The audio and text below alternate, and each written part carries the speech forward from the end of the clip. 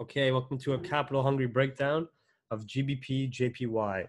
So, as you guys have noticed, and from the last couple of weeks of breakdowns we have been doing, we've basically been looking for and adapting to some GJ buys, especially above 135.5, potentially heading up to 137.2, testing some higher time frame and intraday bearish market structure. Okay, market optimism has been fairly strong and overpowering any market fear. We haven't had any continued confirms of extended lockdown. We've had more talks of potential optimism, especially from like Boris Johnson, and talking about lockdown easing in the UK specifically. And the Japanese yen has been fairly flat.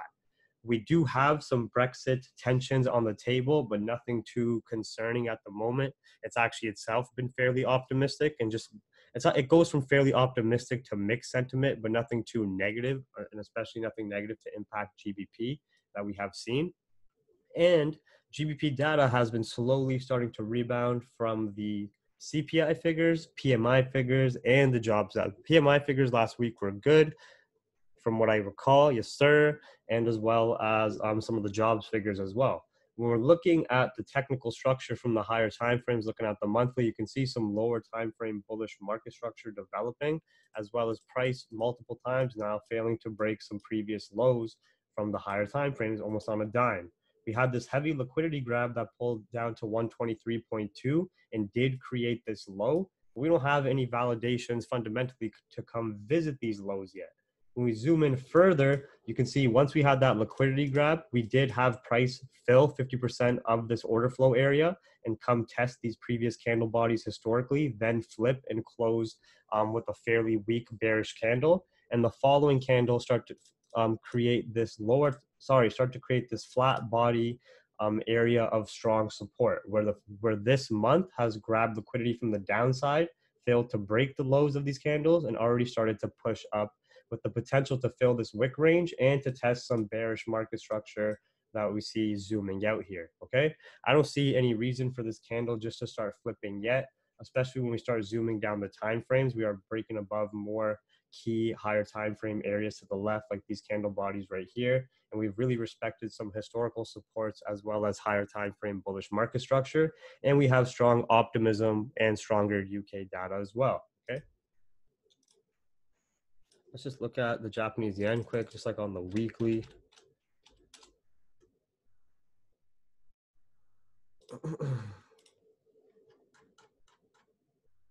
Yeah, like so from a zoomed out perspective, Japanese yen still fairly flat. It looks like it might start breaking out of previous highs, but nothing too serious.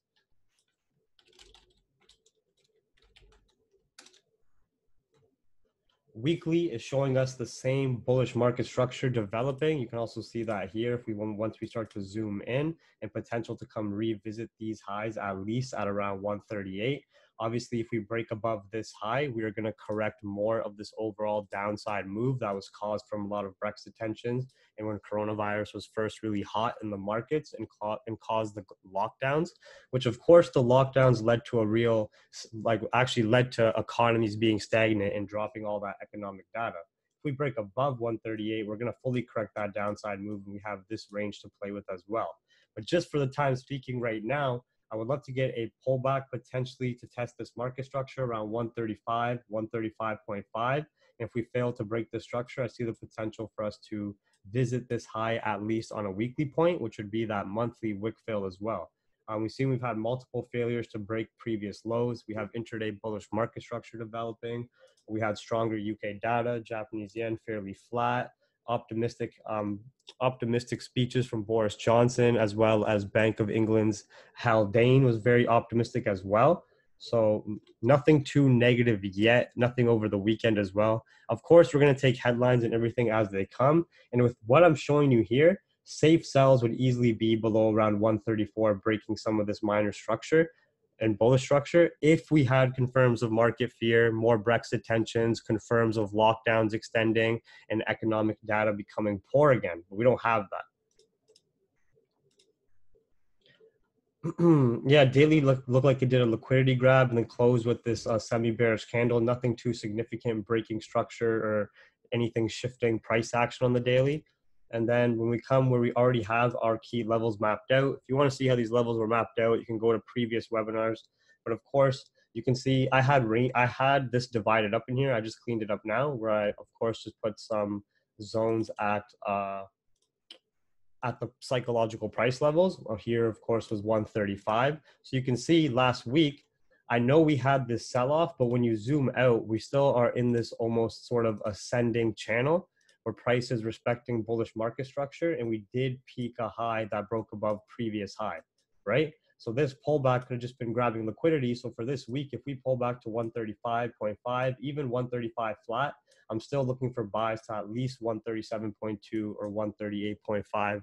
We're just going to start playing the ranges up, okay? I would only look for sells really below 134.2, because below 134.2, we would finally be breaking our key predetermined area of interest. We would be breaking bullish market structure and breaking where price has created multiple rejections here over weeks, right? And then that to me would be safe sells, confirming the exhaustion on the upside with market fear confirms, okay? So pretty much nothing too new here with GJ. Structure is very nice on the intraday. It looks even better on the 1 hour. Let me delete this. Of course, within the larger ranges, play with your PPLs, play with your psychological price levels. See what I mean? It looks a lot cleaner here. Even if we have some liquidity generated and price come down and start ranging on the area, just generating liquidity, I still see the buys to at least revisit this high and then go to 137.2. And then we'll assess what happens there. Okay. Only say, we could take safe sells below 134.8 instead of waiting for 134.2 at a psychological price. But 134.2 sells below that would be the safest. You have a meltdown and fully correct this upside move here and start revisiting the lows.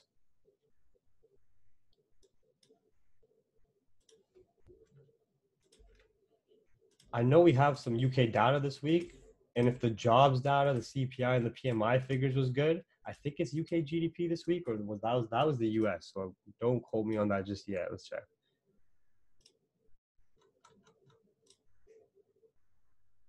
Yes, that's a UK GDP this week. We do not have any US.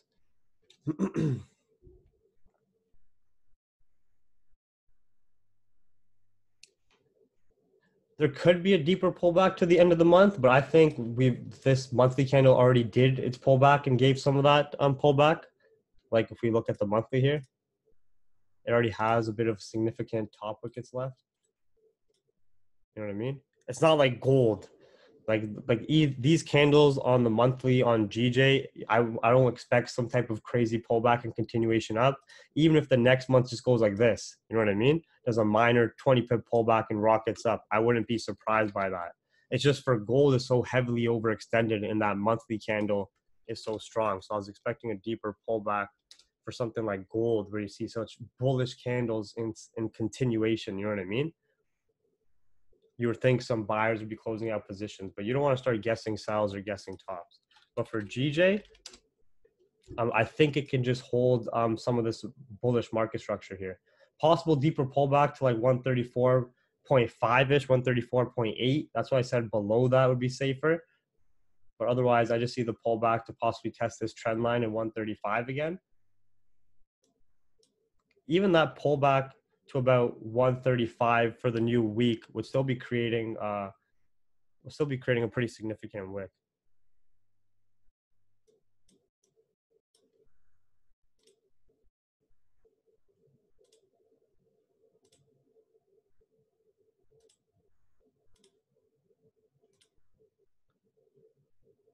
So even if it comes to here, but I'd be looking for safe buys above like 135.5 personally.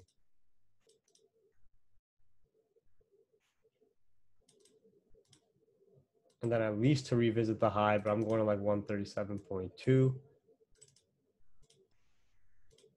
Scale in safe buys above the previous high as well. Like if we get the pullback, start catching buys, safe buys above previous high as well.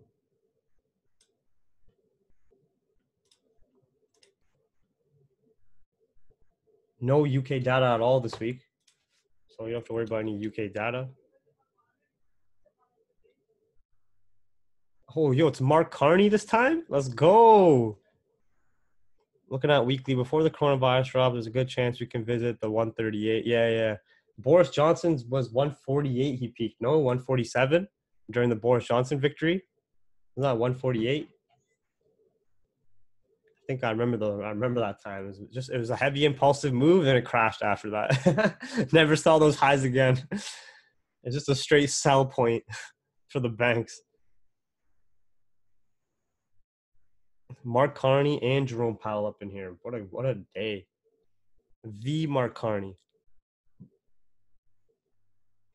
The house price index one was like I didn't see it as anything critical. The nation house wide price. I don't think that's gonna be too impactful, but yeah, we'll watch that too. I gotta add that in. I didn't get that as a high impact one.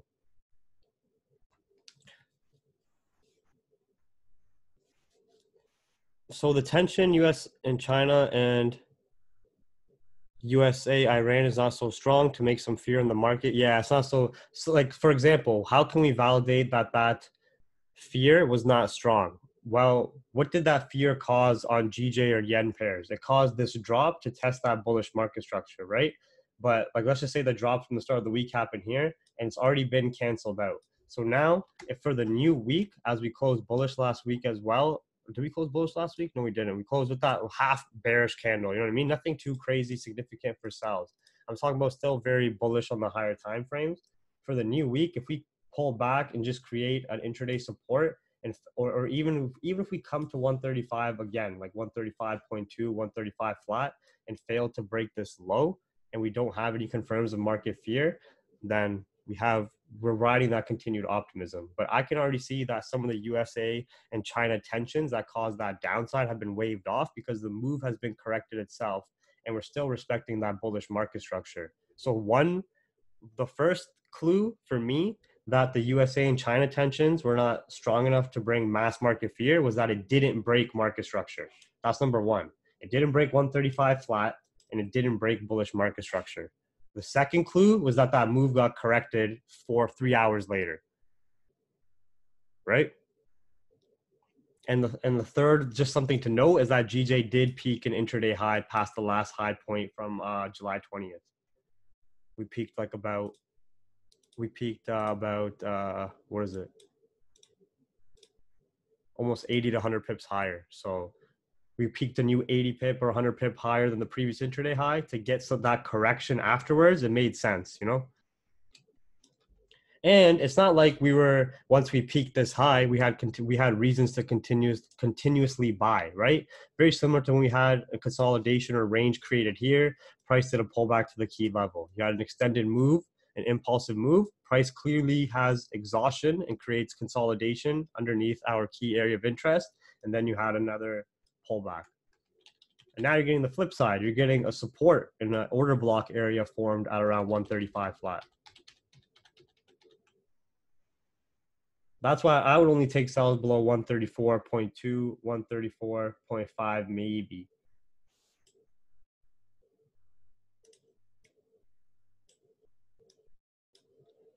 But these breakdowns we do on Sunday, they're not how do I say it? They're not like the holy grail. They're not perfect. It's just like something I've always done because it creates a general blueprint. It creates a general guideline. So then when price action starts playing out throughout the week and market structure is developing, if our guideline is being followed, we just execute on our analysis as we pre-planned.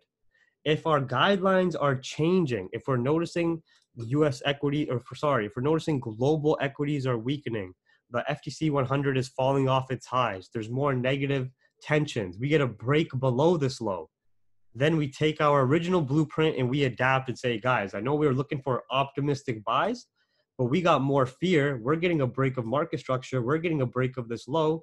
Let's use our blueprint guide and take sells below one. You know what I'm saying?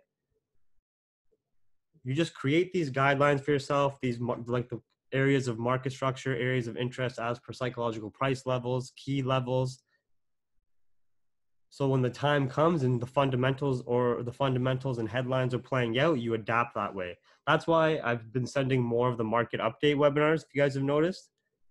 I think people enjoy those ones as well, like throughout the week, where I'll just like do a quick 30-minute webinar reviewing the analysis and if it's playing out so far or if it's not playing out, and if it's not playing out the analysis, I don't say, hey guys, the analysis is not playing out. I say our buys might not be valid, but let's look at take advantage of these sells from this price point if we get XYZ confirmed. You know what I mean?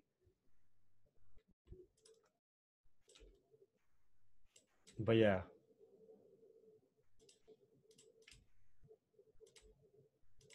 So I'll just predetermine and set my analysis, and then you just take it day by day. Yeah, that's what I meant. Yeah,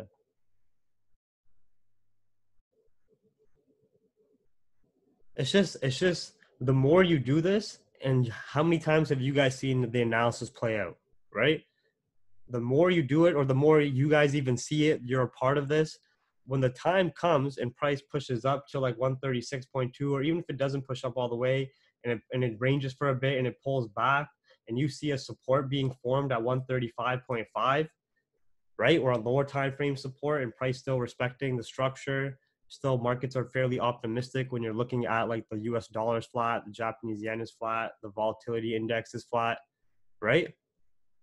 When it happens, you're like, oh shit, we were expecting this.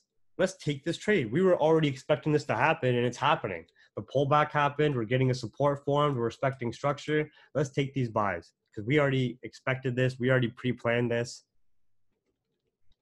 And then it's the same on the flip side. If we break structure, you're not confused. You know what I mean?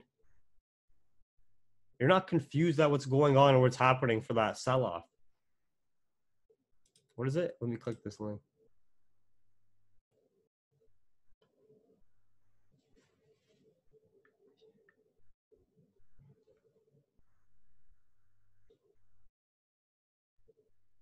Yeah.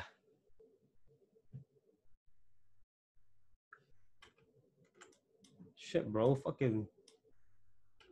If you just want to show me this part, zoom in a bit. Half the chart is like over here in the visual. Yeah, but this is exactly what we just did right here. Yes, great, excellent job.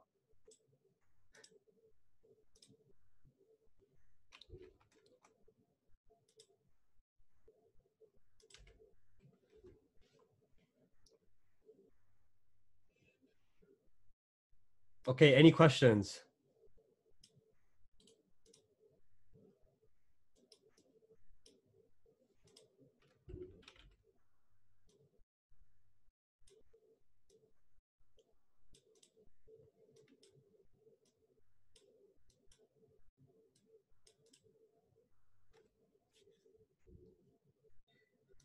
Any questions? Any questions, guys?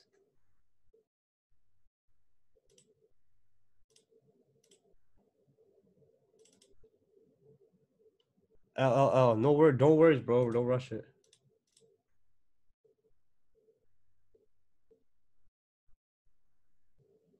Yeah, the best thing is just wait for the key levels.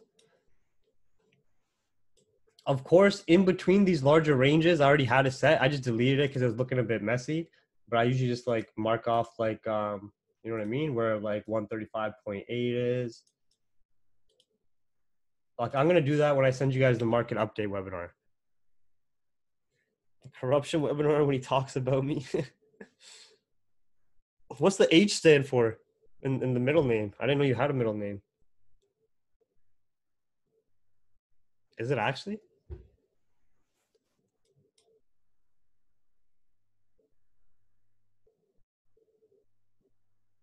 Do you think the 148 in the months to come will get taken out?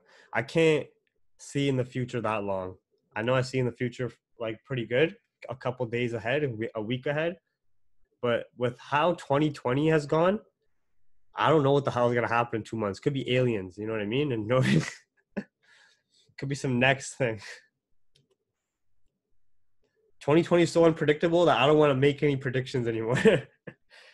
We already almost called World War III starting up, but it got canceled out and coronavirus came out instead. Remember when the Iranian general, when all that shit was popping off? There's about to be World War III almost.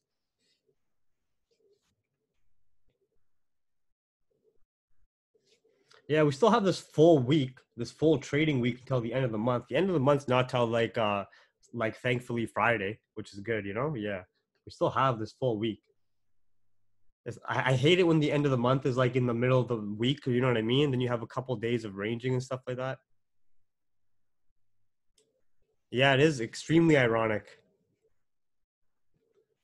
If Trump wasn't the president and it was Hillary, I don't think there would have been coronavirus personally. I think there just would have been the war with Iran. But that's just my conspiracies, you know? Yeah, I don't think there would have been coronavirus. She would have just went to war. Trump brought peace, man. Trump brought peace with North Korea, with Russia. He went to go chill with them. With Iran, he was trying to cool them down. Hillary would not have even. Can you show the over the weekend data for the gaps, or do you want to see the ice feed? Let me save this. I don't know if it's active right now. Let's see. If you guys ever want to see the weekend data, usually the ICE feed, the ICE feed will show it, but it's not showing anything. No, it's not updated yet. I think it's going to be. This is the exact thing where it closed, right? Usually the ICE feed will show the. Unless it came up here. No, it's not updated yet.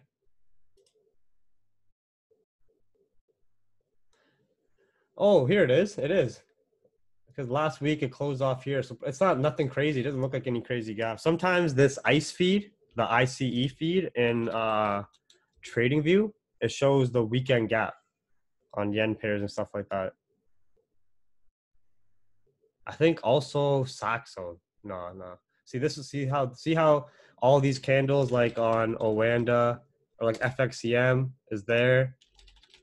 Owanda, like the hourly was there. But see how ICE is the only one who has the new day candle for Sunday already? Or whatever. Like it shows like a week. It's weird, but it doesn't look like anything significant happened.